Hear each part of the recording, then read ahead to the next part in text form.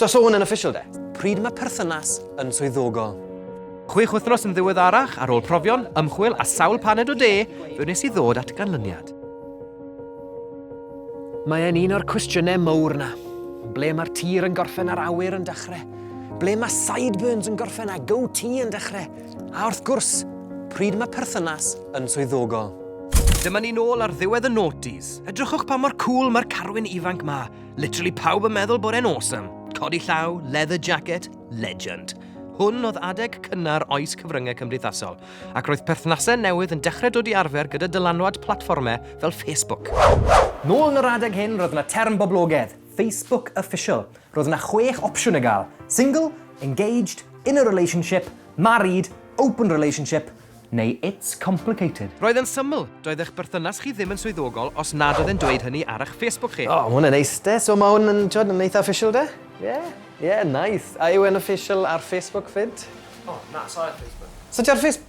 So hwn yn official de? Sa'n becso os chi wirioneddol mewn cariad a wedi bod ar stygawdau cyn i Facebook bodoli, os oedd e ddim ar Facebook, oedd e ddim yn cyfri, oce? Dyna siwr oedd e'n gweithio. Wir nawr, oedd e'n nuts pa mor serious oedd rhoi bobl yn cymryd e. Fi'n cofio un tro nes i'n ddamweiniol newid status fi i in a relationship, a nath un o mates fi gyrru draw i tŷ fi achos oedd e moyn gwybod pwy oedd e.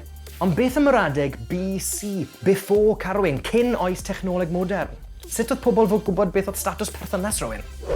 Wel, fi heb fact-checo hwn yn iawn, ond fi'n eitha siŵr oedd rhaid i bawb dal un o'r rhain. Arwydd status berthynas, fel un... Na, Carwyn. Wel, falle. Na, oedd o ddim fel na o gwbl. Paid o neud stwff lan nawr. O. Ers dyddiau Facebook Official, mae pethau tebyg wedi bod. Y best friend feature oedd ar Snapchat. Oedd yn hala chi teimlo'n anxious a genfigenus. A termau mwy newydd fel soft launch a hard launch. Mae hard launch yn cyhoeddiad glir eich bod chi mewn perthynas, fel tagio'ch partner mewn lluniau. Mae soft launch yn fwy o hint, efallai bod chi'n gweld rhywun, efallai llun o just dwylo nhw neu cefn pen. Ond fi eisiau ateb clir a mathemategol, pryd mae perthynas yn swyddogol. Efe ar ôl nifer penodol o dates, neu ar ôl y cusan cyntaf, neu ar ôl cwrdd â rhieni, neu ar ôl cusanu rhieni pryd? Reit, ar gyfer taled... Felly, rhoi ys i mlaen cot wen a chain hunan yn yr ystafell arbrofi. Gwbod. A mae rhaid bod o leia un o'r dates na yn cynnwys gêm o mini golf.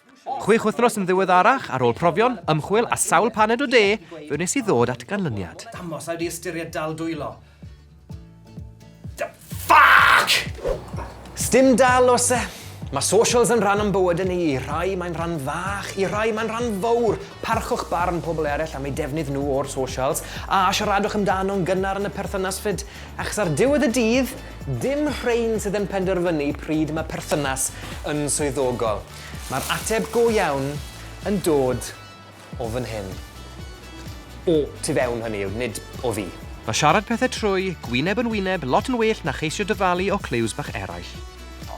Na neis, na lyflu, na diweddglo neis yn efe.